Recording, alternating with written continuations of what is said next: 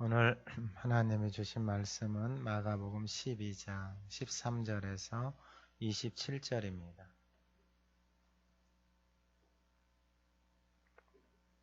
마가복음 12장 13절에서 27절 신약 75쪽입니다. 하나님의 말씀을 봉독할 때 하나님의 음성을 듣는 시간 되시기 바랍니다.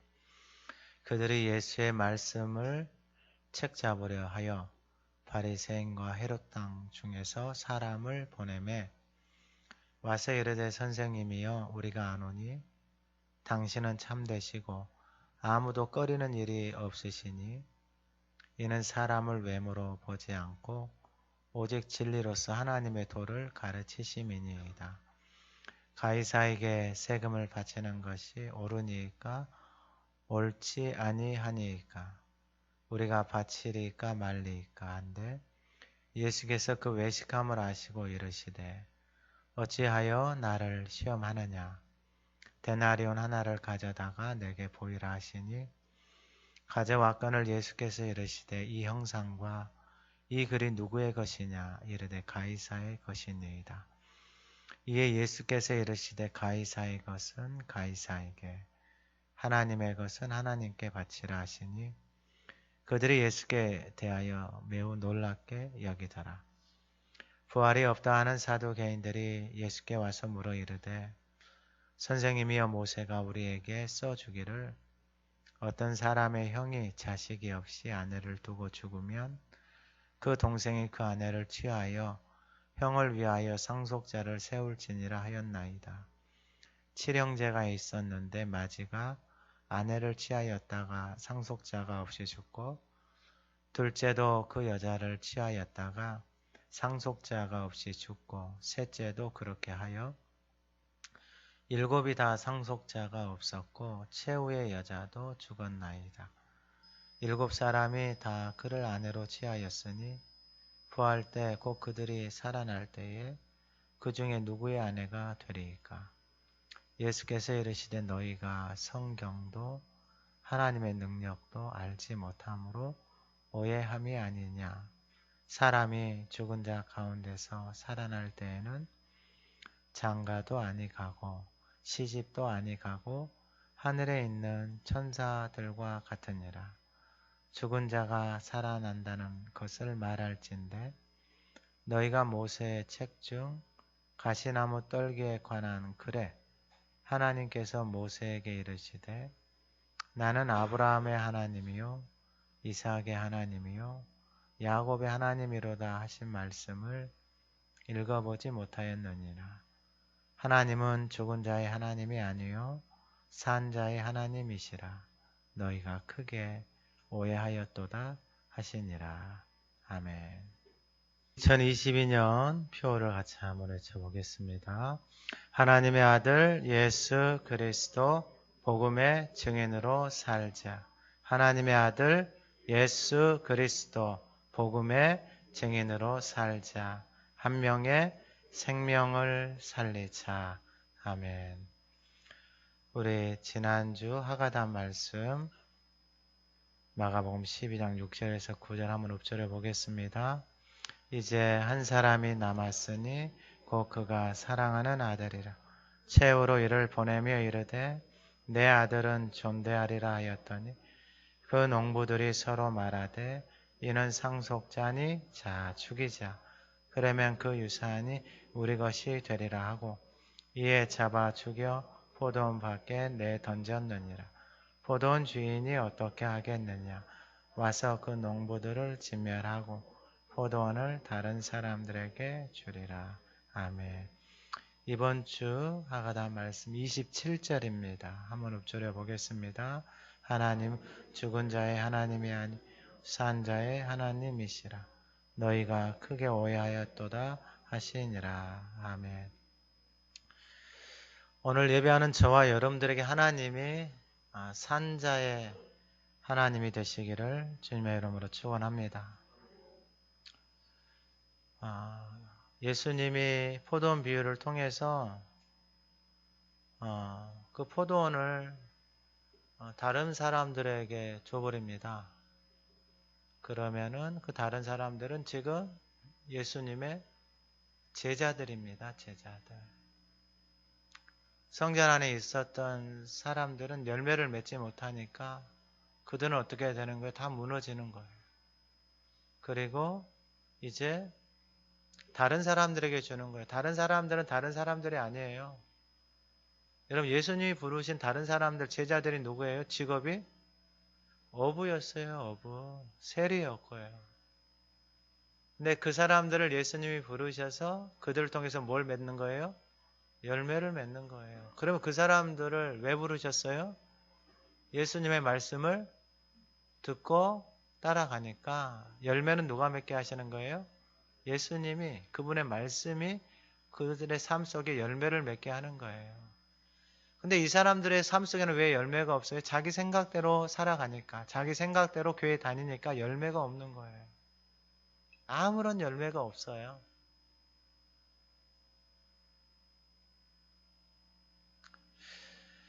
오늘 본문은 산자의 하나님입니다. 산자의 하나님. 산자의 하나님은 어떤 하나님인가? 그 내 삶 속에 하나님은 살아계시는가? 죽어있는가? 그 첫 번째가 오늘 본문 13절에 그들이 예수의 말씀을 책잡으려 하여 바리새인과 헤롯 왕 중에서 사람을 보내매. 첫 번째는 예수의 말씀입니다. 예수의 말씀이 살아있는 사람들은 산자의 하나님이고, 말씀이 죽어있는 사람, 자기 생각대로 살아가는 사람들에게는 하나님이 죽어 계세요. 그러니까 그 삶 속에 아무런 열매가 없어요. 자기 생각대로 살아왔었잖아요, 과거에도. 근데 예수 믿고 교회 다니는데 여전히 자기 생각대로 살아가잖아요. 그럼 뭐가 없어요? 열매가 없어요. 예수님이 오실 이유가 없죠. 그렇게 살아가는데 와가지고 그들을 위해서 죽어주고 그들에게 말씀을 주실 필요가 없잖아요. 그렇게 살아가는 사람들에게. 와서 죽으시고 부활하셔서 그들에게 말씀을 주시는 이유는 하나예요. 그렇게 살아가지 말라라는 거예요. 그래서 예수의 말씀이 들려오는 사람들에게는 그 말씀이 그들의 삶 속에 살아있는 거예요. 살아계신 하나님의 말씀이 역사하는 거예요. 근데 죽어있는 사람들에게는요, 그 말씀이 그들의 삶에는 아무런 의미가 없는 거예요. 어떻게 살아가는 거예요? 옛날부터 살아온 대로 그렇게 계속 살아가는 거예요. 그래서 예수님이 성전에 가서 가르쳐 줘요. 뭐라고요? 그렇게 살지 말라고요. 그래서 어떻게 해야 되는지까지 구체적으로 가르쳐 줘요. 내 집은 무슨 집이다? 기도하는 집이다. 저와 여러분들이 기도하기를, 기도의 자리에, 오늘 광고 한번 냈어요. 광고. 기도의 자리에 나오시라고. 수요 기도, 금요 기도, 새벽 기도에 나오시라고. 이 광고도 낼까 말까 고민 많이 했어요. 뭐 낸다고 해서 또 그래 목사님 한번 나오게 그러지 마시고 그냥 하나님 말씀 앞에 순종을 하시면 돼요. 그 말씀이 들려와서. 기도하는 집이잖아요. 기도를 안 하니까 어떻게 돼버렸어요? 그들의 삶이 도둑의 강도에 이게 돼버렸어요. 얼마나 슬퍼요. 여러분 집안이 그렇게 된다고 생각을 해보세요. 집안이 서로 물고 뜯고 가지려고 집안의 형제들이 싸우고 돈 때문에 싸우고 여러분 그런 집안이 어떻게 되겠어요? 슬프잖아요. 그리스도의 피값으로 세우신 교회가 그렇게 되면 슬프죠. 근데 왜 그런가 봤더니 원인을 가르쳐줘요. 기도 안 하고 열심히 장사만 하고 살아가니까. 용서 안 하고 나름대로 비난하고 핑계하고 살아가니까 이렇게 망했다라고 예수님이 가르쳐줘요. 그럼 그 말씀이 들려오면 어떻게 하면 돼요? 기도하고 용서하면 되는. 그래서 기도의 자리에 나오라고. 안 나오시니까 광고도 냈어요. 나오시라고. 많이 나왔으면 좋겠어요. 아멘이라도 좀 하세요. 참 부담스럽네요. 어떻게 해야 될지를 제가 몸둘 바를 모르겠네. 답이 없는데 제가 어떻게 해야 될지는 모르겠어요. 답이 없는데 자기 마음대로 살아가는 인생에 답이 없는데 지금까지 그렇게 살아와서 답이 없는데 그렇게 살아가면 속이 많이 상하죠. 근데 어떻게 해요? 뭐 기도하라고 하니까 기도하는 것밖에 없죠. 이 사람들이 예수님의 말씀을 듣지 못하니까 어떤 행동을 하냐면은 예수의 말씀을 책 잡으려고 해요. 이 단어의 의미는 사냥하다 이 말이에요. 남의 말을 책 잡아서 그 말에 꼬투리 잡아서 그거 가지고 말하는 거예요. 근데 우리의 삶을 가만히 봐보세요. 우리의 삶이 꼭 이래요. 같이 사는 사람 말 책 잡아서 그 마음에 담아두고 심심하면 끄집어서 그 말 가지고 계속해서 살아가는 삶이 우리의 모습인 것 같아요. 왜 그런다고요? 말씀이 들려오지 않으니까. 내 안에 심어져 있는 내가 주인이니까 내 생각대로 내 방법대로 안 되니까 계속 이러는 거예요. 여러분 예수님이 말씀을 왜 해주셨어요? 왜 성전에 와서 그렇게까지 엎으시면서까지 기도하라고 하신 이유는 누구 때문에 그렇게 하신 거예요? 우리 때문에 그렇게 하신 거예요. 왜요?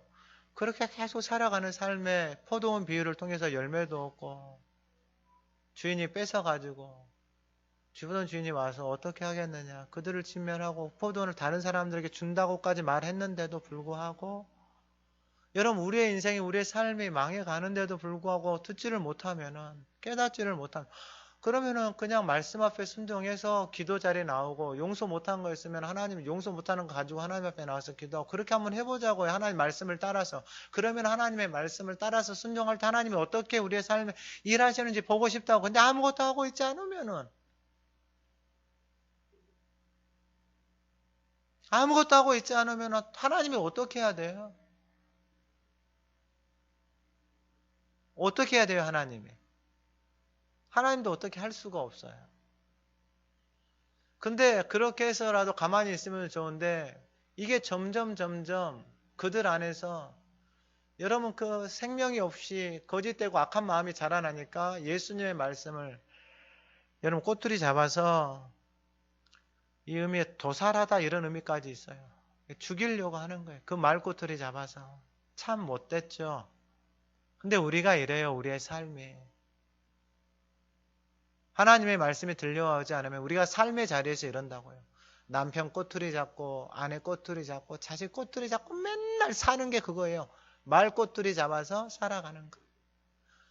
지겹지도 않으세요 이제는?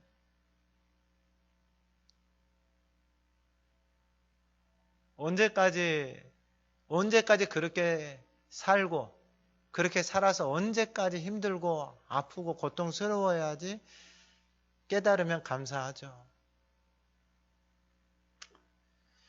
오늘 그 사람들이 예수님 말씀을 책잡으려고 하는 그 사람들의 마음을 보세요. 14절에 와서 이르되 선생님 우리가 압니다. 당신은 참되고 아무도 거리는 일이 없고 사람을 외모도 보지 않고 진리로서 하나님의 도를 가르칩니다. 아니 그러면은 당신은 참되신데 참되신 하나님 앞에서 이런 행동을 하면 돼요. 예수님 말씀을 책잡으려고. 아우. 예수님이 알아요. 그들이 와서 말하는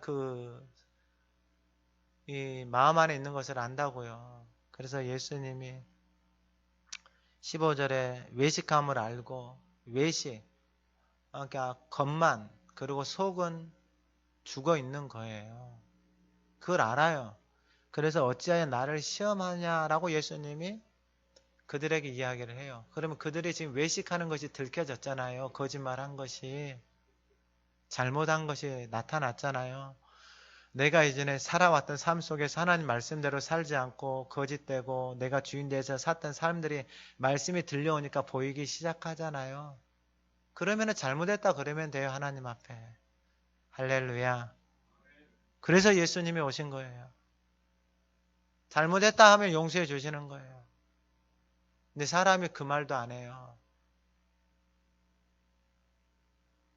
그게 저와 여러분이에요. 잘못했다고 말을 못 해요. 그러면은 예수님은 참되시고 거리낌도 없고 사람을 외모도 보지 않고 진리로 하나님의 도를 가르치면은, 아니 진리로 하나님의 도를 가르치는데 왜 그 진리 앞에 자기들이 그 진리를 책잡으려고 해요? 여러분, 이게 있을 수가 없는 일이잖아요. 진리이신 그분 앞에서 자기들의 입으로 진리라고 해놓고 그 진리 앞에서 그 진리를 책잡고 있으니 왜 이런 행동을 하는 거예요? 이렇게 외식하는 삶을 어렸을 때부터 살아온 거예요. 그렇게 보고 살아온 거예요. 그러니까 자기 자신을 전혀 못 보는 거예요.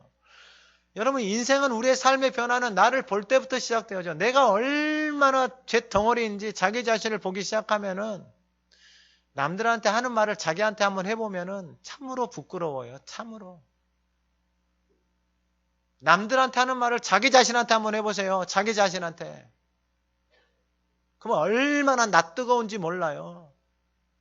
내가 이렇게 하면서, 이렇게 외식하면서 살아왔구나. 이게 보이기 시작하잖아요.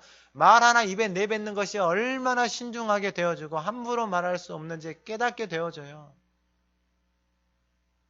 매사에 조심하게 될 수밖에 없는 거예요. 이들은 그렇게 예수님이 진리를 말하고 하나님의 도를 가르친다라고 입으로는 말을 하고 있는데 전혀 진리 안에 거하지 못하고 있는 거예요. 외식하면서 살아가고 있는 빈껍데기의 모습을 가지고 살아가고 있는 거예요.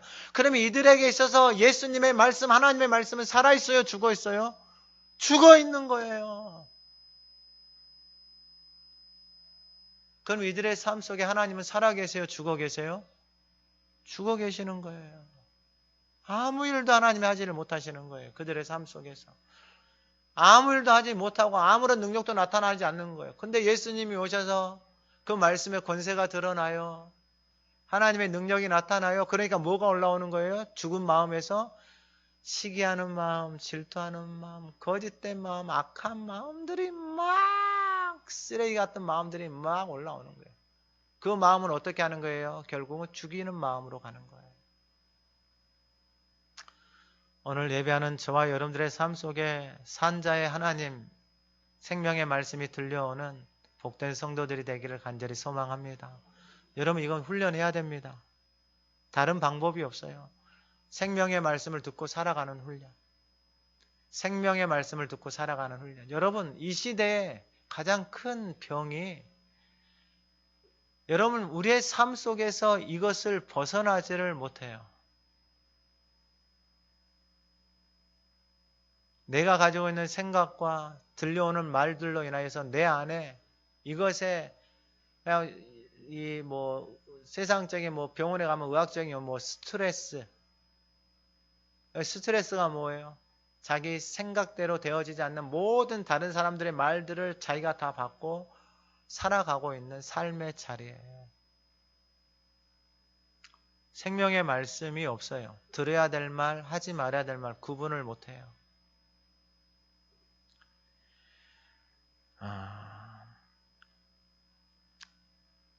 그러면서 그들이 14절에 던지는 질문이 가이사에게 세금을 바치는 것이 옳습니까? 옳지 않습니까?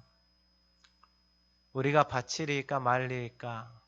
이 질문 자체는 의도를 가지고 예수님에게 온 거예요. 그래서 예수님이 외식함을 알고 왜 나를 시험하냐? 데나리온 하나 가져오라.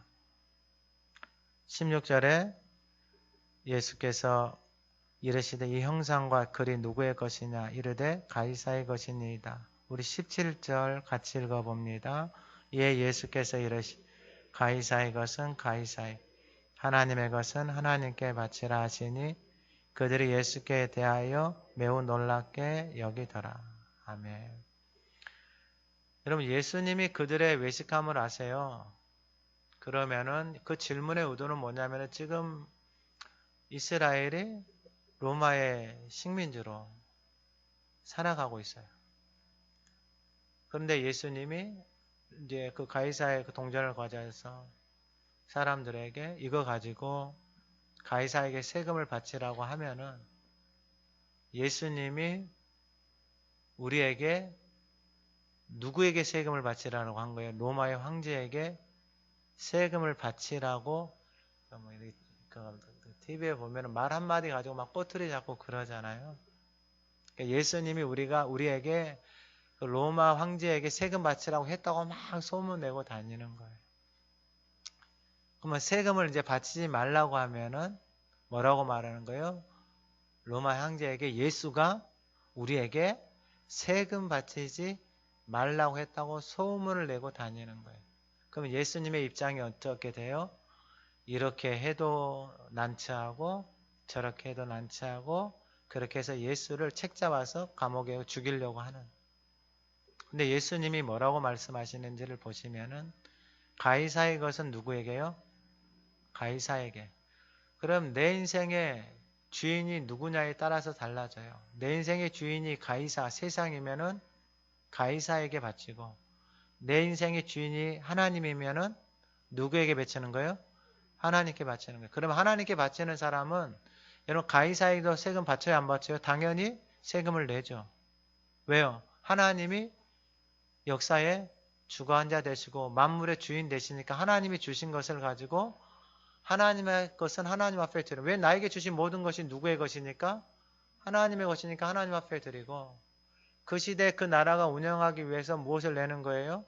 세금을 내는 것도 내 안에서 그 삶 속에서 주시는 의무이기 때문에 세금을 감당하는 거예요. 그래서 하나님의 것은 하나님께, 가이사의 것은 가이사께. 예수님의 말씀이 들려오는 사람들은 그 말씀 앞에 순종함으로 자기 자신을 하나님 앞에서 드리면서 살아가는 거예요. 그러니까 이런 것 같고, 그러면 이 사람들은 하나님 앞에 내요, 안 내요? 안 내는 거죠. 하나님 앞에 자기네 것을 드리는 것이 아니고 누가 주인이에요? 자기가 주인으로 살아가는 거예요. 오늘 예배하는 저와 여러분들의 삶 속에 하나님의 것은 하나님 앞에, 세상에 낼 것은 세상에 낼 수 있는 그 지혜가 저와 여러분들 안에 있기를 간절히 소망합니다. 그러니까 이렇게 대답을 하니까 그들이 예수께 대하여 매우 놀랍게 여기더라. 여러분, 이건 지혜입니다. 그런데 이들에게는 이 지혜가 없어요. 그러면 예수님이 이 지혜롭게 대답하고 이렇게 말씀하셨잖아요. 그러면 그들이 놀랍게 여겼잖아요. 그러면 그들이 놀래서, 왜냐하면 이런 지혜를 배워본 적이 없거든요.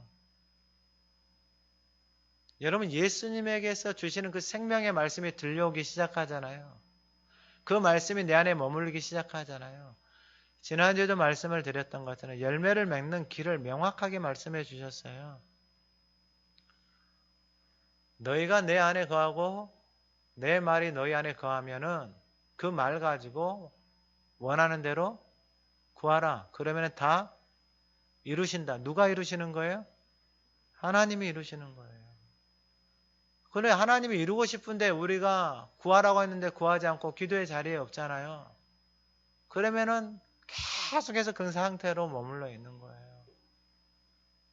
그냥 자기 의로, 자기 열심으로 분주하게 살아가는 거예요. 왜요? 그 말씀 앞에 자기 자신을 드리지 못하니까 계속해서 그 상태에 머물러 있는 거예요. 머물러 있으면 감사하죠. 근데 머물러 있는 것으로 끝나는 것이 더 열매가 없어진다라는 거예요. 두 번째는 뭐냐면은 부활입니다. 부활. 오늘 18절에 산자의 하나님은, 여러분, 하나님이 살아계세요. 그러니까 부활의 소망은 지극히 당연한 거예요. 부활의 소망은 특별한 게 아니고. 자, 여러분들이 부모가 만나서 그 정자와 난자, 그 씨, 눈에 보이지 않는 씨가 만나서 여러분들의 형체가 나오는 것은 믿어지세요? 믿어지세요? 그걸 여러분들이 지식적으로 설명할 수 있겠어요? 저도 못해요. 그 씨가 나와서 이런 형체가 나왔잖아요. 그러면은 이 형체가 땅에, 이 재질이 흙이고 다 물이잖아요. 그러니까 어디로 가요? 흙으로 돌아가요. 그럼 거기서 부활의 형체가 나온다라고 성경이 말을 하고 있어요. 그럼 예로 여러분 이 만물에 보면은 그 봄에 지금 씨앗들 다 뿌렸잖아요. 뭐 상추 씨도 뿌리고 배추 씨도 뿌리고 씨 뿌렸어요, 안 뿌렸어요? 뿌린 사람들 있잖아요. 씨 뿌리면은 그 씨는 없어지고 거기서 뭐가 나와요? 그 씨 안에 담겨져 있는 형체가 나온다니까요. 그건 믿어지세요? 믿으니까 씨를 뿌리겠죠. 그건 예수님이 말씀하시잖아요. 생명의 씨, 하나님의 말씀을 너희들 안에 담고 있으면은 우리 말씀을 다 같이 한번 펴볼게요. 요한복음 5장 24절.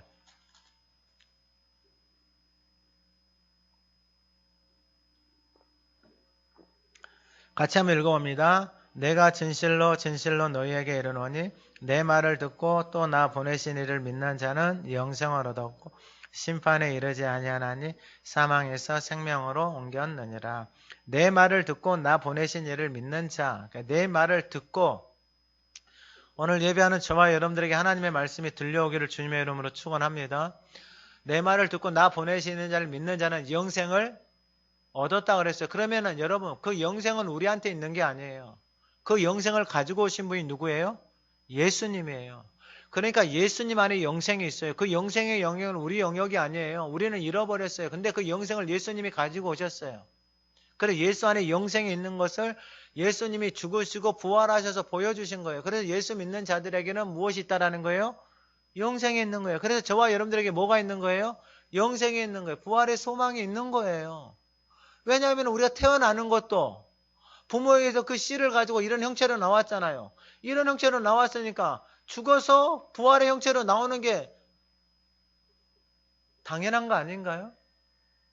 이게 특별한 건가요? 그러면은 이것을 믿지 말든지 이것을 믿든지 두 개 다 믿지 말든지 아니면 두 개 다 믿든지 이것은 믿고 이것은 안 믿고 그건 이상하잖아요. 예수님이 보여주셨잖아요. 죽고 난 다음에 부활의 형체로 살아나는 걸 보여주셨잖아요.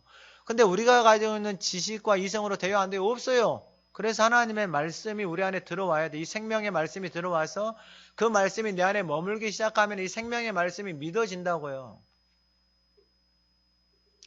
여러분 우리의 존재는요. 내 안에 무엇을 믿고 살아가느냐.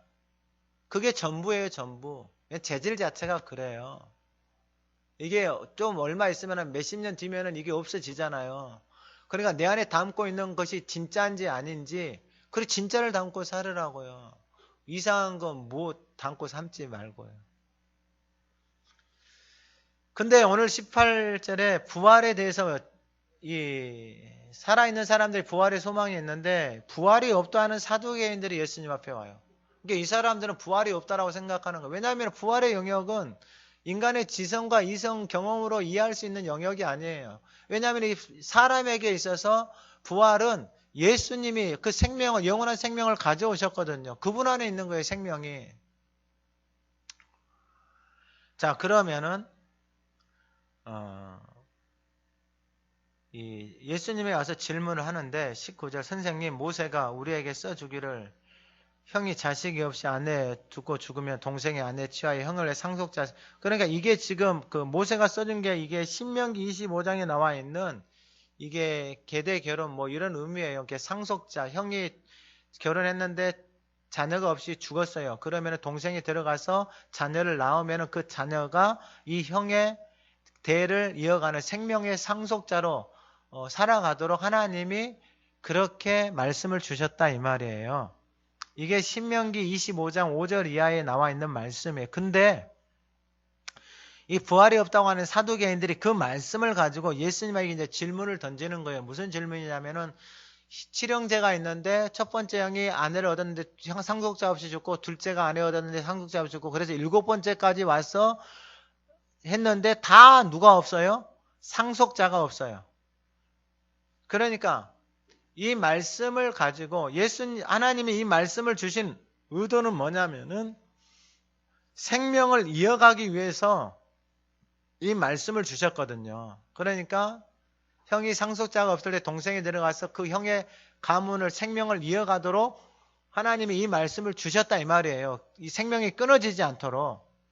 근데 이 부활이 없다고 사두개인들이 이 말씀을 가지고 예수님에게 던지는 질문이 뭐냐면은 이 말씀을 또 자기들 방법대로 이제 해석을 해요. 그게 뭐냐면은 23절에 7사람이 다 그를 아내로 취하였으니 부활 때 곧 그들이 살아날 때에 그 중에 누구의 아내가 되리일까?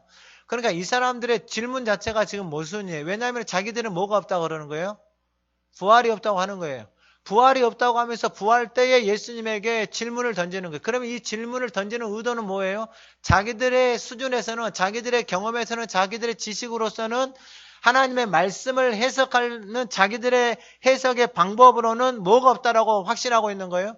부활이 없다라고 확신하니까 예수님에게 그러면은 이 7형제하고 그 여자가 부활했을 때 도대체 이 여자는 누구의 아내가 되어집니까? 라고 던지는 질문 자체가 모순이에요. 그러니까 예수님이 뭐라고 말하냐면은 우리 24절 같이 읽어봅니다. 시작. 예수께서 이르시되 너희가 성경도 하나님의 능력도 알지 못함으로 오해함이 아니냐. 예수님이 가르쳐줘요. 그들에게 너희가 성경도 하나님의 능력도 알지 못한다라는 거예요. 무엇을 알지 못한다? 성경하고 하나님의 능력을 알지 못하는 거예요. 성경을 알지 못하니까 이런 모순된 질문을 하는 거예요. 그러면 이 질문을 자기한테 던지면 나는 부활이 없다고 하는데 부활이 없는 사람에게 이 질문을 던지면 돼요? 안 돼요? 안 되는 거죠. 근데 예수님이 부활이 있다고 하는 거예요. 그래서 예수님 지금 가르쳐 주는 거예요. 너희들이 왜 그런지 가르쳐 주는 거예요. 그게 뭐냐면 너희들이 무엇을 모른다? 성경도 모르고 하나님의 능력도 모른다 이 말이에요. 그러면 여러분 바꿔 말하면 예수님이 우리 가운데 오셔서 우리의 삶에 영생을 주시고 우리의 삶을 통해서 생명의 열매들을 맺히도록 하시기 위해서 계속해서 말씀을 하시는 거예요. 이 앞에서 예수님이 씨 뿌리는 비유를 말씀해 주셨잖아요. 씨는 예수님의 말씀이잖아요. 근데 그 씨가 열매로 나타나기를 원해요. 30배, 60배, 100배. 근데 밭은 4개였어요. 돌밭, 길가, 그 다음에 가시떨기, 그리고 좋은 밭. 열매를 맺는 밭은 어디 밭밖에 없는 거예요? 좋은 밭밖에 없는 거예요. 그럼 좋은 밭은 어떤 밭이다 이 말이에요? 그분의 말씀을 듣고 따라가는 사람들, 그 제자들이 좋은 밭이다 이 말이에요.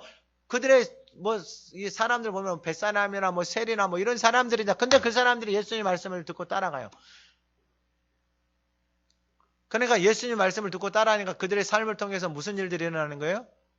열매들이 맺히기 시작하는 거예요.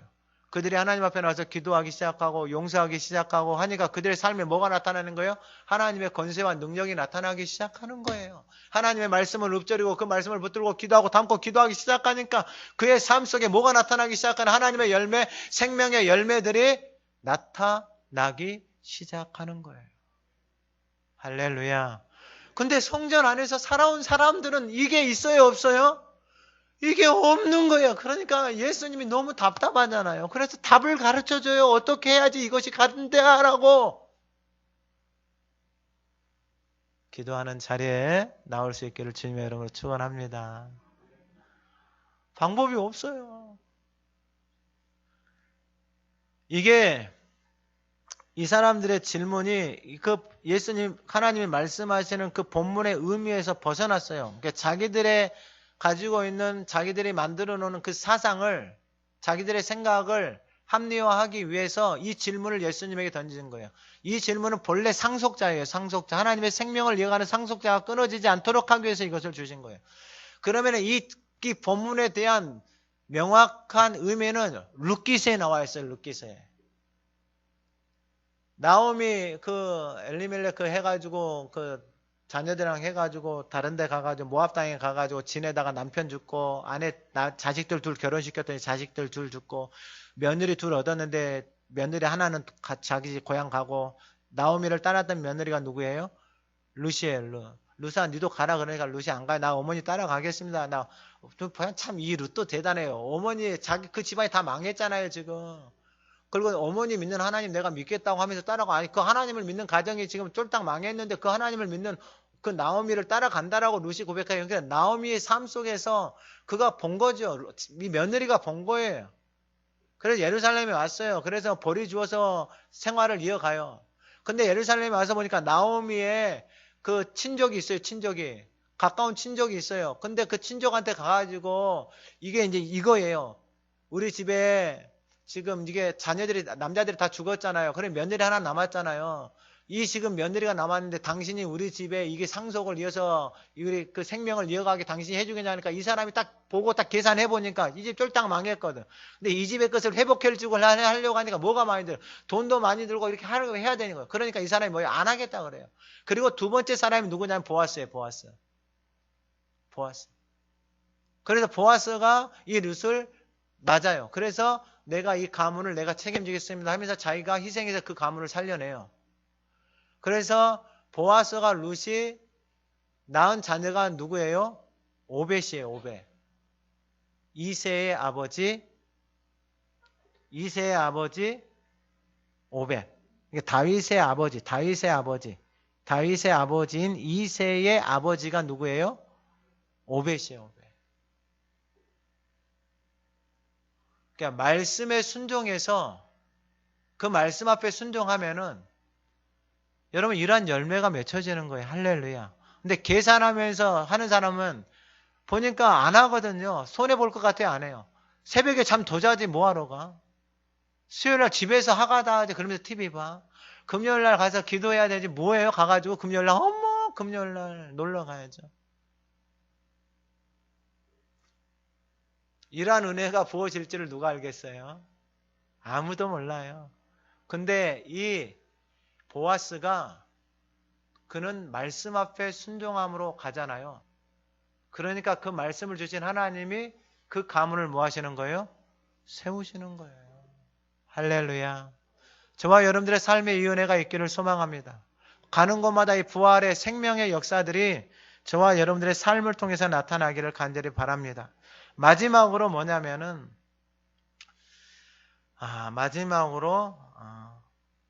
오해입니다. 오해. 오늘 예배하는 저와 여러분들에게 오해가 풀어지는 역사가 있기를 소망합니다. 오해는 뭐냐면 자기 생각대로 해석하는 거예요. 오늘 이 시간에 그 오해들이 다 풀어지기를 간절히 소망합니다. 그냥 말씀 앞에 말씀이 들려오는 대로 순종하면 돼요. 하나님의 말씀을 여러분들의 생각대로 여러분들의 방법대로 해석하거나 받아들이지 마시고 여러분 성경을 보면 불편한 말씀들도 있어요. 근데 어느 때 보면은 정말 나에게 맞는 말씀도 있어요. 그러면 나에게 맞는 말씀은 하나님의 말씀이고 나에게 찔리는 말씀, 불편한 말씀은 하나님의 말씀이 아니죠. 아니에요. 자, 이제 말씀을 마치는데 25절에 사람이 죽은 자 가운데서 살아날 때에는 장가도 아니가고 시집도 아니가고 하늘에 있는 천사들과 같으니라. 할렐루야. 여러분, 그 부부의 씨를 통해서 이런 육신의 형체가 나왔잖아요. 이런 육신의 형체가 나왔는데 영의 형체가 여러분 귀신 있어요 없어요? 네? 있어요. 만나보셨어요? 저 귀신하고도 대화도 해봤어요. 있어. 그러니까 오해를 하면 이렇게 돼. 교회를 다니는데 부활이 없다라고 하는 사람들이 교회를 다녀요. 너무 큰 오해예요, 오해. 교회를 다니는데 하나님의 말씀이 죽었다 하면서 오해를 다녀요. 교회를 오해를 하면서 다녀요. 왜 오해를 한가 봤더니 자기 생각대로 교회를 다녀요. 오늘 그 은혜가 그 오해들이 다 벗어지는 역사가 있기를 간절히 소망합니다.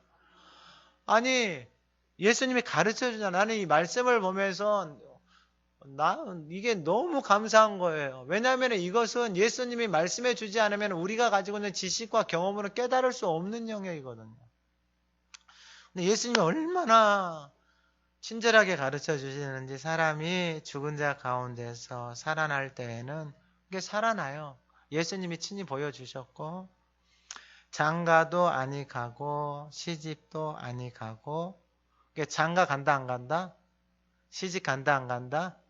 근데 이 사람들은 질문 자체가 오해를 하니까 말씀을 모르니까 하나님의 능력도 모르니까 이런 오해들이 생기는 거예요. 하늘에 있는 무엇같이 된다? 천사들과 같이 된다. 여러분 육신의 몸이 있는데 왜 영의 몸이 없어요? 두 개 다 없던지. 그러면서 예수님이 이제 지금 예수님이 26절에 죽은 자가 살아난다는 것을 말할 때 너희가 모세의 책, 이건 구약이거든요. 왜냐하면 이때는 신약이 없잖아요. 그래서 구약의 책, 모세의 책, 특별히 출애굽기를 통해서 예수님이 그들에게 가르쳐 주시는 거예요. 이게 무슨 내용이냐면 출애굽기 3장 6절 이하에 예수께 또 이르신 나는 내 조상의 하나님이니 아브라함의 하나님, 이삭의 하나님, 야곱의 하나님이니라.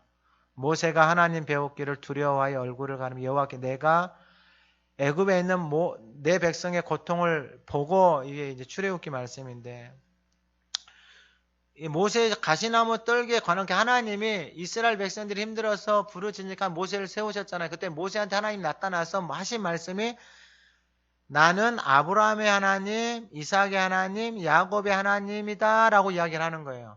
그러면 아브라함이 죽었어요? 살았어요? 이삭이 죽었어요? 살았어요?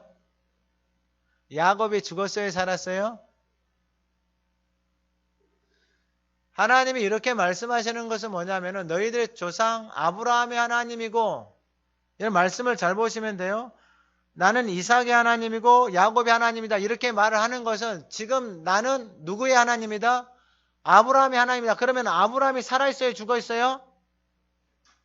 육신은 죽었지만 하나님과 함께 뭐하고 있는 거예요? 살아있는 거예요. 이삭의 하나님은 이삭이 살아있어요? 죽어있어요? 하나님과 함께 살아있는 거예요. 야곱이 죽었어요? 살았어요? 육신으로 끝났지만 하나님과 함께 뭐하고 있는 거예요? 살아계시다. 그 살아계신 하나님, 아브라함의 하나님, 이삭의 하나님, 야곱의 하나님이 지금 너희들이 애굽 땅에서 노예로 살면서 부르짖는 너희들의 소리를 내가 뭐하고 있다? 듣고 계신다 이 말이에요. 내가 아브라함에게도 살아있었고 야곱에게도 살아있었고 이삭에게도 살아있고 지금도 아브라함에게 살아계신 하나님이고 이삭에게 살아계신 하나님이고 야곱에게 살아계신 하나님이고 애굽에 있는 이스라엘 너희들에게도 살아계신 하나님이시다라는 것을 모세에게 가르쳐주고 있는 거예요. 그래서 그 살아계신 하나님이 그 기도를 들으시고 애굽에서 뭐 하시는 거예요? 애굽에 있는 이스라엘 백성들을 데리고 나오시는 거예요. 할렐루야. 살아계신 하나님이 들으시는 거예요. 할렐루야. 그러니까 오해를 하면 안 돼요. 여러분, 저와 여러분들의 삶 속에서 지금도 하나님은 살아계십니다. 할렐루야. 그래서 예수님이 이 마지막 말씀, 27절 말씀 다시 한번 우리 같이 읽겠습니다. 시작. 하나님은 죽은 자의 하나님이 아니요 산 자의 하나님이시라. 너희가 크게 오해하였도다 하시니라. 근데 오해할 만도 해요. 왜 오해할 만도 하냐면요. 이제 제 마음은 그거예요. 여러분 하나님의 말씀을 계속해서 읊조리고 기도하잖아요. 그러면 그의 삶 속에 하나님의 살아계심이 나타나요. 할렐루야. 하나님의 말씀을 듣고 기도하는 집이구나. 기도하는 자리에 나가서 막 기도하고 말씀을 붙들고 약속에 와서 붙들고 기도하잖아요. 그러면 그들의 삶 속에 하나님의 살아계심이 나타나요. 하나님의 일하심이 나타나요. 근데 그것을 하고 있지 않는 사람들은 그 모습을 보고 어떻게 할까요? 두 종류. 나도 저렇게 해야 되겠다. 그리고 한 사람은요.